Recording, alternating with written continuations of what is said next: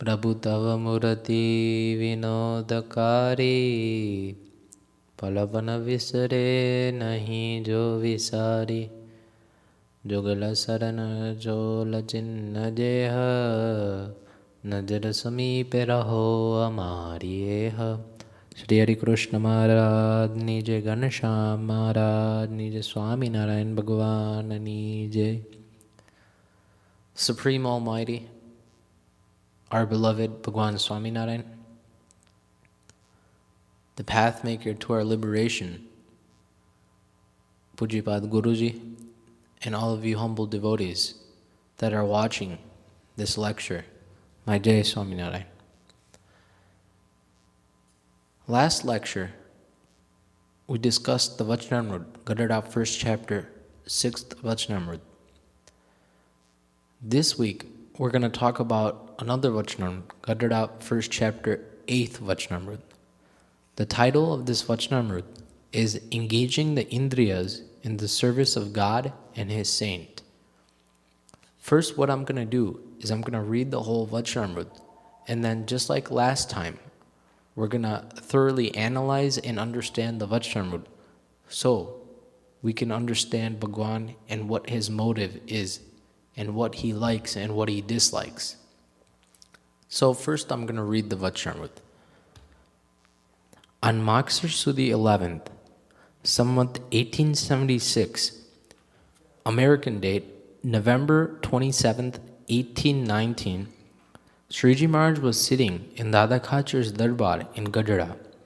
He was dressed entirely in white clothes. At that time, an assembly of sadhus, as well as devotees from various places, had gathered before him. Thereupon, Shreeji Maharaj said, if the vrittis of the Indriyas are engaged in the service of Shri Krishna Bhagavan and his bhakta, then the antakaran is purified and the sins that have been attached to the jiva since time immemorial are destroyed. On the other hand, if the vrittis of the Indriyas are directed towards women and other vishays, then one's antakaran becomes polluted and one falls from the path of liberation. Therefore, one should indulge in the vishays only as prescribed in the scriptures, but one should never indulge in them by transgressing the regulations that are described in the scriptures. Also, one should keep association with the saint and should shun bad company. In this manner, when a person shuns bad company and maintains association with the saint, the sense of I-ness that he harbors towards his body and the sense of mine-ness that he harbors towards his bodily relations are eradicated. He also develops profound love for God and vairag towards everything except God. This is the end of Vachnamrut, Gadhada 1st chapter, 8th Vachnamrut. Now, for all of you, what I want you to do is, while this lecture is going on, if you have a Vachnamrut in English, or even if you understand Gujarati, have a Vachnamrut present in front of you, especially this one that we're going to discuss. From this, you can thoroughly understand one line at a time while we speak, and you'll be able to understand the main essence of this Vachnamrut even more. So here we go. I don't have to review the first paragraph because last time we talked about in each paragraph of the Vachnamrut, the first paragraph, it's called a Partharo, and this is pretty much just the beginning, and it tells the time, what Bhagwan was wearing at that time, where he was located, and who was sitting and present in front of him. So this is just a simple, another Partharo, but now we're going to talk about the essence and actually what principles Bhagwan is trying to show us in this very Vachnamrut. So, thereupon Shreeji Maharaj said, if the vrittis of the Indriyas are engaged in the service of Lord Shri Krishna Bhagwan and his bhakta, then the antakaran is purified and the sins that have been attached to the jiva since time immemorial are destroyed. Now, the word vruttis, if the vruttis of the indriyas, now let's take a look at this word. It's in Gujarati, obviously, the word vrutti, but to understand it in the English language, I'm going to simply define it for you. Vrutti means it's a medium between the soul and the indriyas. Indriyas meaning senses. Senses like nose, ears, eyes, skin, and tongue. These are our 5 senses that this body has.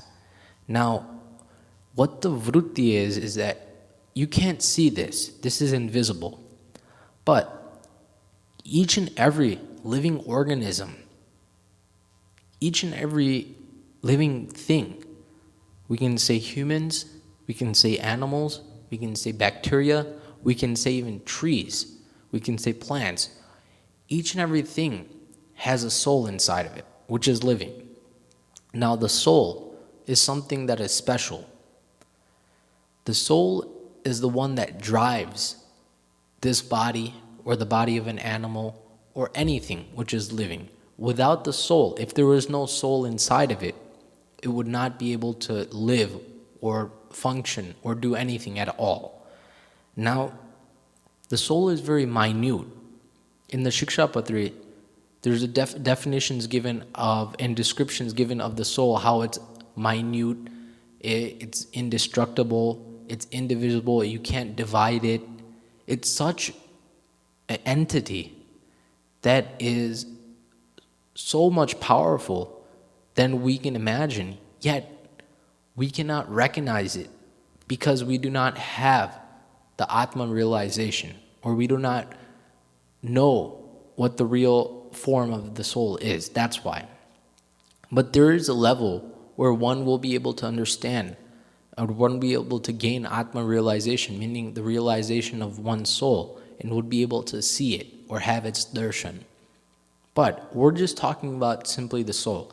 Now, for humans, each and every human has a soul. Now, between the soul and our indriyas, meaning our nose, ears, eyes, skin, and tongue, there has to be some kind of medium that flows out, meaning there is a medium which there is a connection, meaning the soul has a connection via the indriyas or the senses, which is called the vruttis. Now, simply vruttis is a medium between the soul and the senses.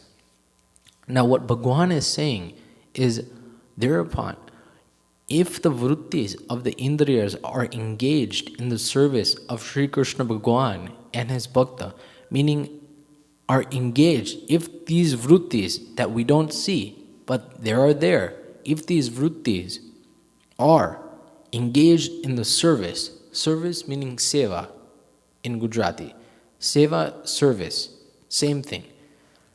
Now, the word seva or service is very, very simply described as to serve God, saints, and his devotees through our mind, body, and speech.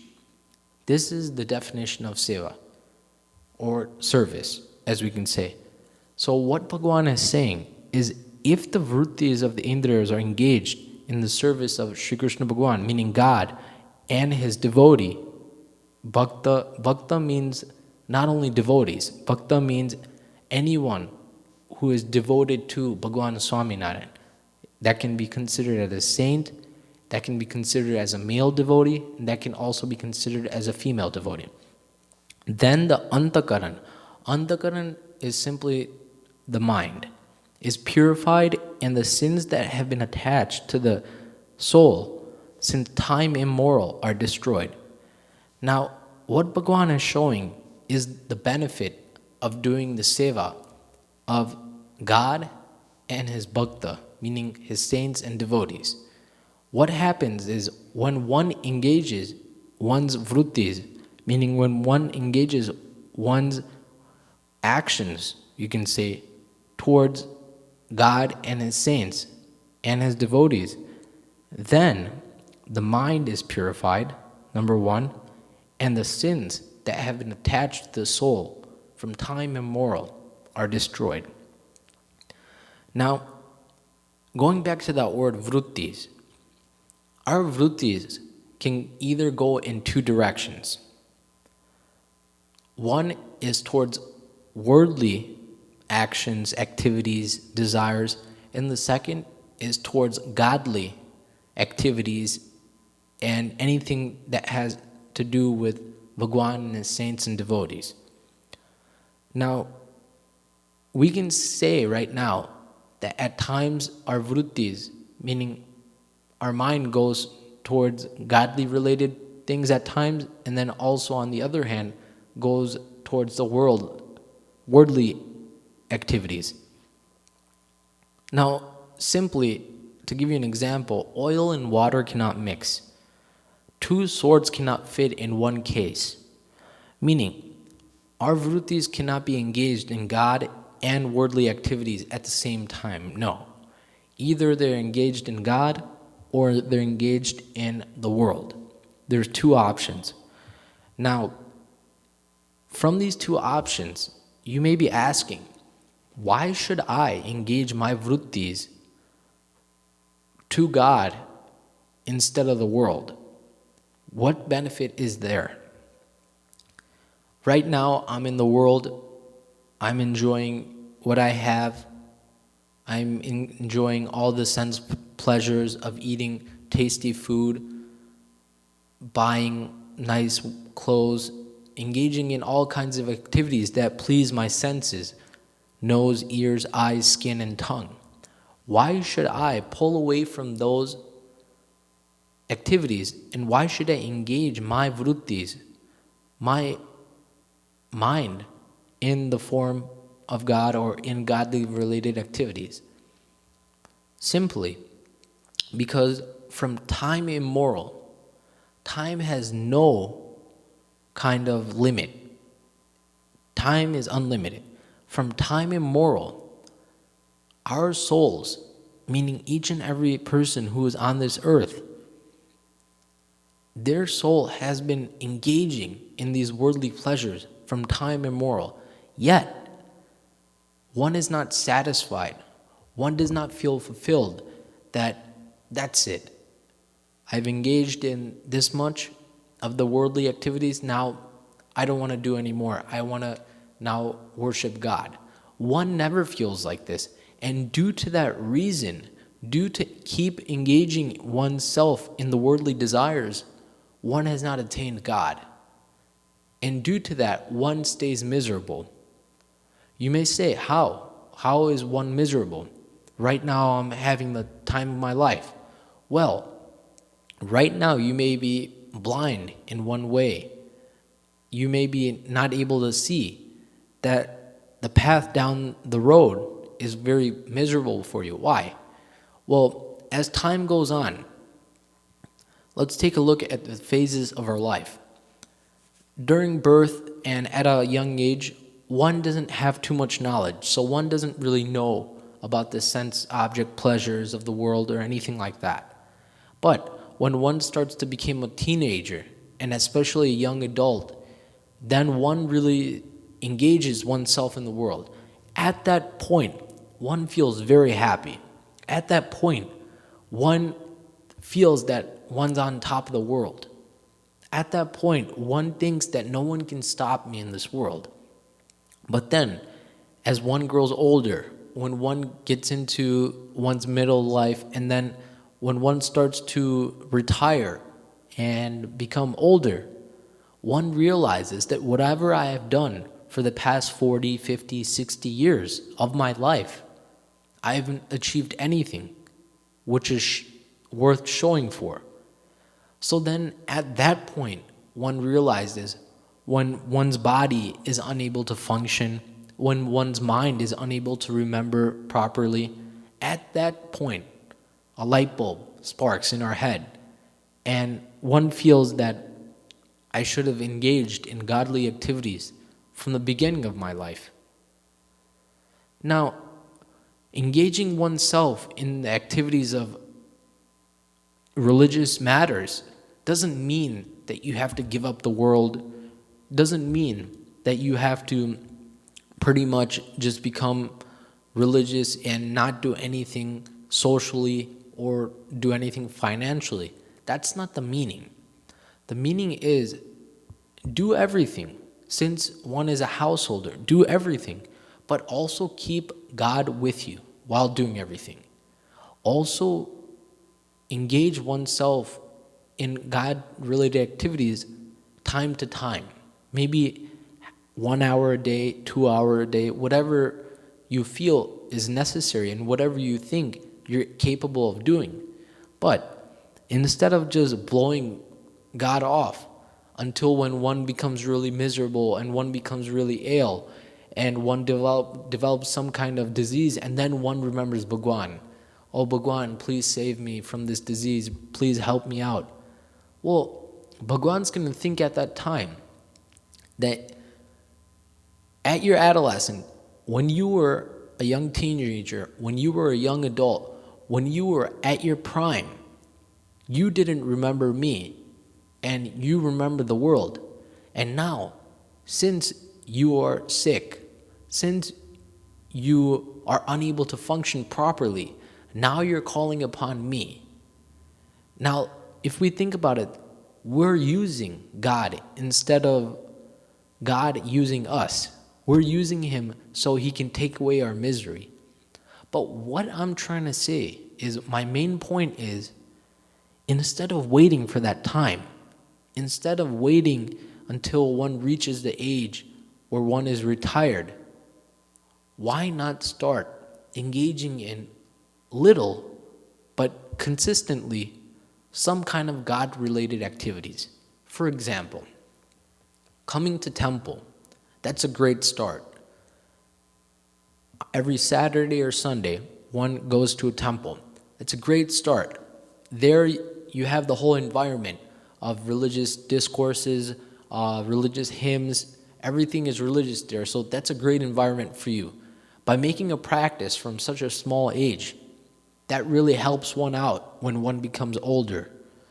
Another thing, you can do Mara at home, you can do Danvat, the 9 types of devotion we've talked about before. Engaging one's vrittis in these kinds of 9 types of devotion can also keep you God-centered.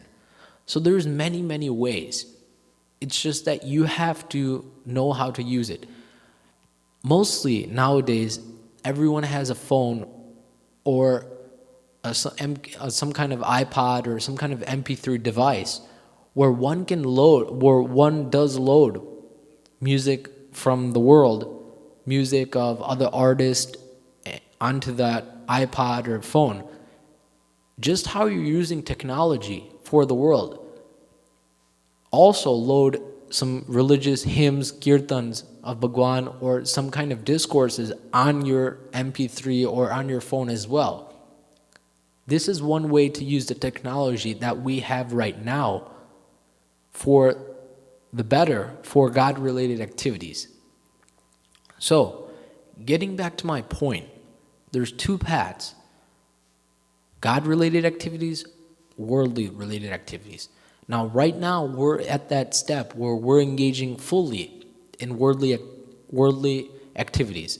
Now, what I want you to do is, what steps I just showed you, use those steps and engage a little bit of your time. Even half an hour a day is not bad at all into God-related activities. Through this, you'll develop morals. Through this, even if you are depressed, you'll become blissful again. You'll become happy because Bhagwan will help you out.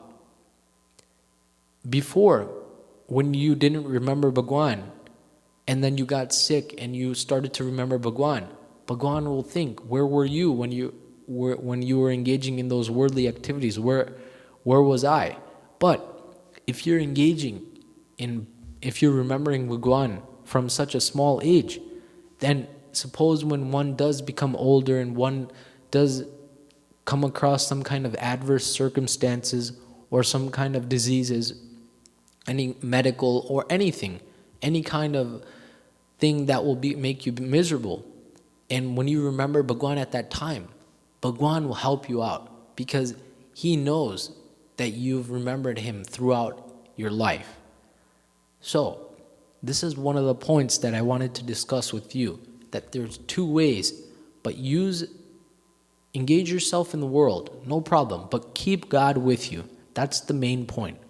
Train our senses to God-related activities. You have to train your senses. You can't, it's not just where you can do worldly activities and you can start doing godly activities. You have to train them.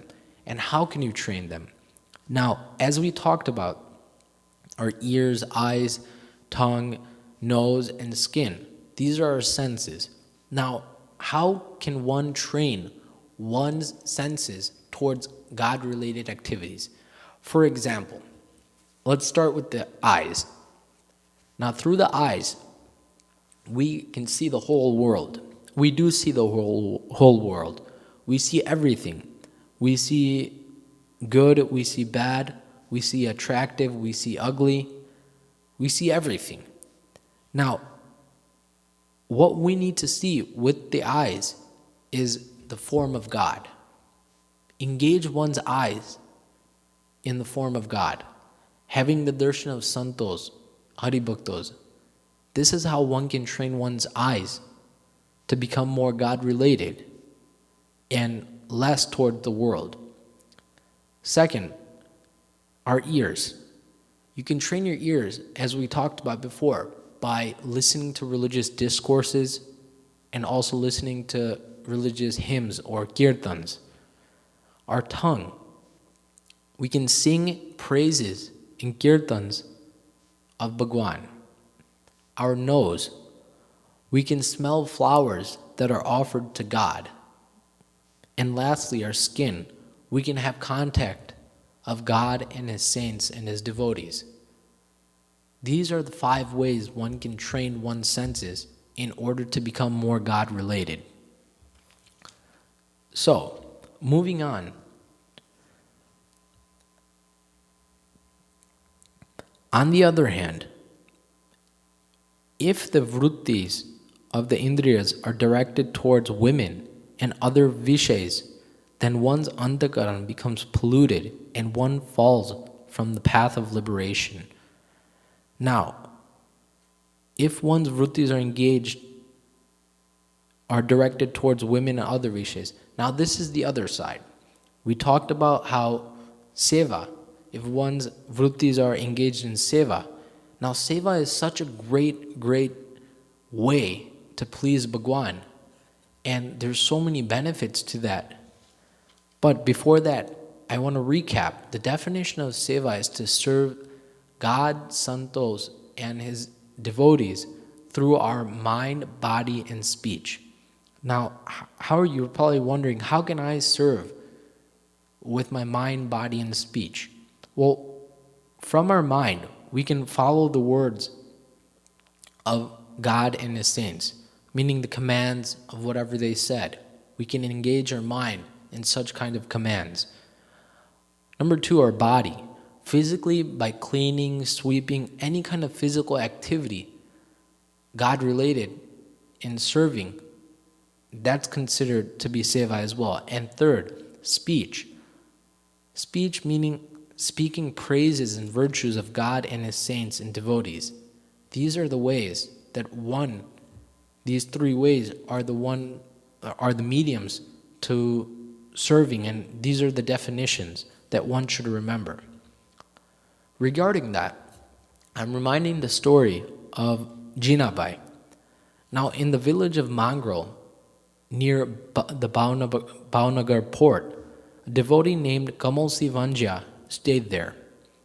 He was a firm believer of Bhagwan Swaminarayan, but his family disliked him because he chose the Swaminarayan religion over the Muslim faith. Originally, he was the faith of Muslim, but he converted into the Swaminarayan faith, and due to that, his family did not like him, meaning completely kind of ignored him. Now, Kamalsi Bhagat, he worshipped God and he worked and he did his occupation of farming. But after some time, he got sick. But his family members were so cruel and had such a grudge against him because he converted his faith that they would not provide any medicine or any aid for Kamalsi Bhagat. During that time, Jinabai, another devotee from Panchara, came to Mangrol for a visit. He saw that no one took care of Kamalsi Bhagat. So he asked Kamalsi Bhagat's family members that if you are okay, if you are willing, then may I take Kamalsi Bhagat to Panchara, my village, and serve him there so he would become well again. Obviously, the family members not caring, they said, take him away, we don't want him here. So Jinabai took Kamalsi Bhagat to his home and started doing his service. Just like they had no blood relation. Kamalsi Bhagat and Jinabai did not have any kind of relation. Jinabai just knew that he was a devotee of Bhagwan Swaminarayan. That's it, nothing else. But that was enough.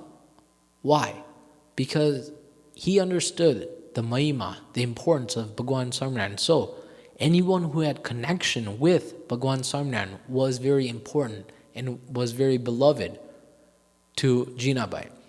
So Jinabai took Kamalsi Bhagat home and did his seva. But such seva that Kamalsi Bhagat was suffering from dysentery, diarrhea. So Jinabai would do such seva by cleaning him, bathing him, and making him pure again. He would do such kind of even the lowest seva, washing his clothes, and all with the glory, all with the importance of this is the devotee of Bhagwan Swaminarayan. Such kind of mahima Jinabai had, and such kind of mahima he developed even more because of his seva, that his name was noted in Bhagwan Swaminarayan's book. Now, what did happen was, at that time, Kamalsi Bhagat had a tremendous fever. And during those days, around 200 years ago, what they did was they took black pepper and made it into a paste and would smear it on the forehead so the fever would go away. I guess this was one of the techniques to get rid of a tremendous fever, and it probably did work because they wouldn't do it without. But this is what Jinabai did was he asked for black pepper to his sister. His sister came and saw that Kamalsi Bhagat was sick. Now his sister was a devotee, but not 100% you can say. There was black pepper in the home. When Jinabai asked his sister, I want some black pepper, could you please give it to me so I can smear it on the forehead of Kamalsi Bhagat so he would become good again? What his sister did was said, no, we don't have any, sorry. So then Jinabai ignored it and he said, that's fine, that's okay, no problem. I'll take care of Bhagat. So after some time, Kamalsi Bhagat became very healthy again. And he started to walk and talk and everything was okay. So what did happen was, after some time, Jinabai became ill. And he developed a fever. So at that time, Jinabai's sister came running with a bottle of black pepper and started to make the paste. Jinabai said, hold on, I thought we didn't have any black pepper in the home. What happened?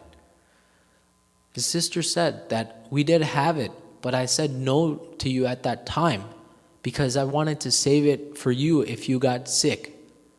Hearing this, Jinabai became very, very upset, and he said that how could you do this?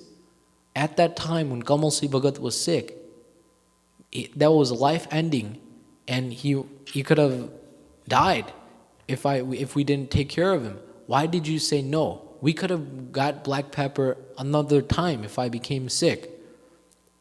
And the sister did not have any kind of answer. And from that day, Jinabai completely stopped talking to his own sister until Bhagwan Swaminarayan was notified, and then Bhagwan Swaminarayan again told Jinabai to start talking to her because she was very depressed that my own brother is very upset at me. So this is just a small story, but this story has a great meaning behind it. What this shows is, number one, the service of God and His saints. Jinabai understood the importance that this is the devotee of Bhagwan Swaminarayan. I don't care if he's my own blood related or not. It doesn't matter. But he is a devotee. That's why I'm going to serve him. Number one, we should learn some kind of service with the glory of God. Whose devotee is this? This is Bhagwan Swaminarayan's devotee. Then I should serve him. Such kind of glory.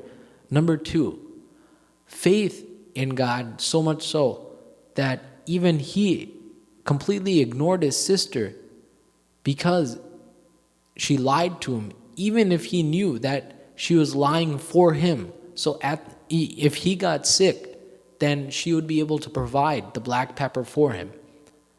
Now, these two things, faith and service, are such kind of two elements that a devotee needs in one's life in order to please Bhagwan and also to progress in the spiritual path.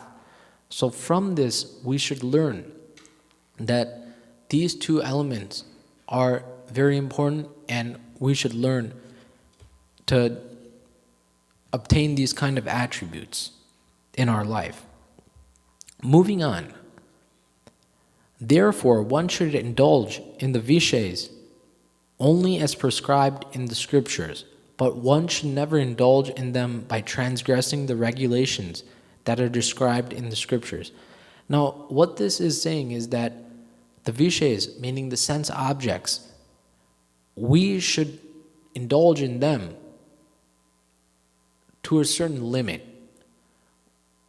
For example, suppose one has a bowl of ice cream. Now, this is considered to be a Vishay, meaning a worldly pleasure. And if one is given unlimited ice cream, and one starts to indulge in that ice cream all day and night, what's going to happen? One's going to get maybe a fever or a cold first and then a fever, and one may eventually die if one doesn't take care of that. But what I'm trying to say is any kind of thing, any foods, anything that one can indulge, if one doesn't indulge with a limit, meaning one can have one bowl or two bowls, but if one just keeps eating and eating, something bad is going to come out of that. So what Bhagwan is saying, that anything that you engage in of the world or of anything, engage in it with a certain limit prescribed in the scriptures, so one does not become miserable. Also, one should keep association with the saint and should shun bad company. In this manner, when a person shuns, meaning lets go of bad company and maintains association with the saint, the sense of I-ness that he harbors towards his body and the sense of my-ness that he harbors towards his bodily relations are eradicated.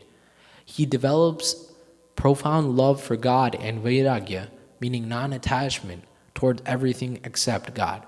Now, Bhagwan is saying that one should let go or should shun bad company and should engage and associate with saints. Now, this is such an important factor.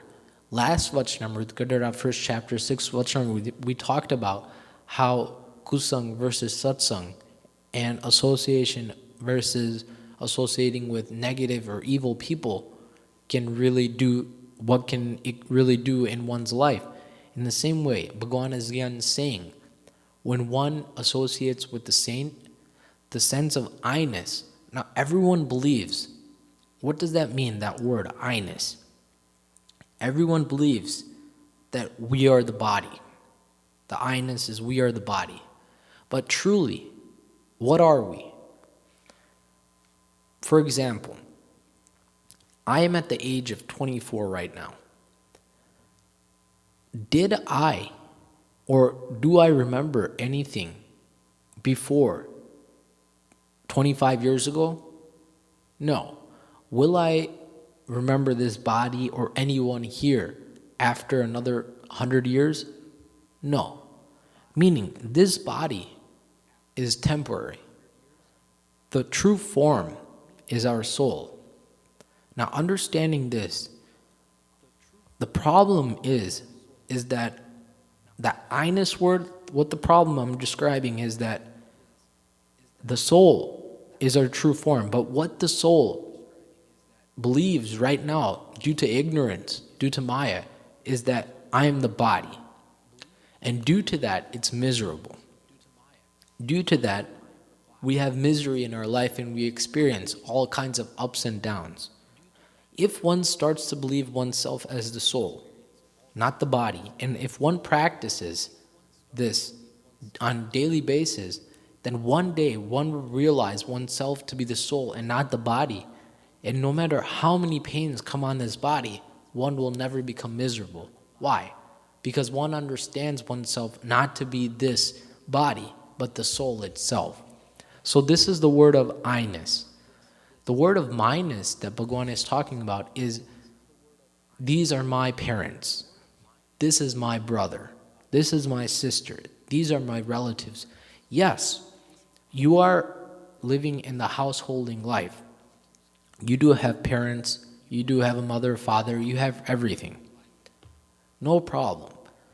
But were they there 100 years ago? Will they be there 100 years after? No, because again, we talked about, they're also holding a body. When this body becomes old, and when this body goes, burns away, then the soul only remains. Meaning, also the people that are with us, that we believe are relatives, is considered to be minus. That is also a false understanding. Now, what happens when we associate with such a saint is that these two are the only reasons why we're miserable in this life, the I-ness and minus. Now, what happens is when we start to associate with such kinds of saints, such kind of God-related saint, self-realized saint, then the sense of I-ness and minus completely become destroyed. And one develops profound love, affection for God, and non-attachment towards this world. In the end, what we have to do as devotees of Bhagavan is we have to detach ourselves from this world and attach ourselves in the idol, the form of God. This is our end point. This is our ultimate destiny. This is our ultimate destination, whatever you want to call it. This is what we have to do. And this is why we come to temple, we engage in these discourses, we do all kinds of things that are godly related, is because we have to reach this point. So this is the ultimate reality, you can say, and this is the ultimate destination. Now, summing this whole Vachnamrut up, simply what Bhagavan is saying is that when one engages one's vrittis in the service of God and His saints and His devotees, one's sins are destroyed and one develops the happiness of God, His saints and devotees, and one becomes blissful. So regarding this, please read this Vachnamrut over. Please put it practically in your life. This is the only way that one will be able to experience the true bliss of this satsang. Jai Swaminarayan. Shripatim Shridaram Sarvadeveswaram Bhaktidharmadmadam Vasudevam Hare Madhavam Kesavam Kamdam Karan Swaminarayanam Nilakantham Jai Hari Krishna Maharajani Jai.